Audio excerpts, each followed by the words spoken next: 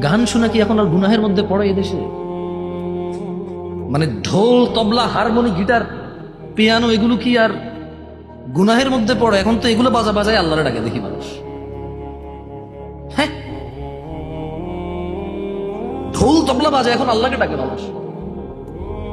Harmony guitar বাজে আল্লাহকে ডাকে, তারে নারে নারে নারে তারে নারে নারে নারে টুংটাং টুংটাং টুংটাং টুংটাং আল্লাহরে ডাকে আবার মধ্যখানে। যাদের কাওয়ালি সম্পর্কে ধারণা আছে তারা বুঝে আমি কি বলতেছি। হ্যাঁ, যাদের কাওয়ালি সম্পর্কে ধারণা আছে ওরা বুঝতেছে আমি কি বলতেছি। এগুলো কি হারামের মধ্যে পড়ে নাকি? এখন মানে বাবা আর ছেলে দুইজন একই ঘরে শুয়ে আছে, ফজরে বেনামাজি, দুইজন, কেউ কাউকে লজ্জা পায় না। এটা কি এখন আর লজ্জার মধ্যে পড়ে যে মানুষ কুফুরি করে ফেলেছে, আল্লাহর সাথে শিরিক করে ফেলেছে? ওই যে ছেলেগুলো আমার ছোট ভাইরা দাঁড়ায় আছে, যারা আমাকে দেখতে আসছে বা শুনতে আসছে, ওরা তো শুক্রবার কালকে এই জন্য বৃহস্পতিবার রাতে শেভ করে।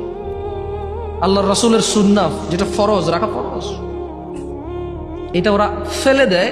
কারণ কালকে জুমা, পৃথিবীর সর্বশ্রেষ্ঠ দিন। কালকে জুমা পৃথিবীর সর্বশ্রেষ্ঠ দিন, আল্লাহর কাছে সবচেয়ে উত্তম দিন জুমা, সপ্তাহের এই উত্তম দিনকে কেন্দ্র করে ওরা শেভ করে।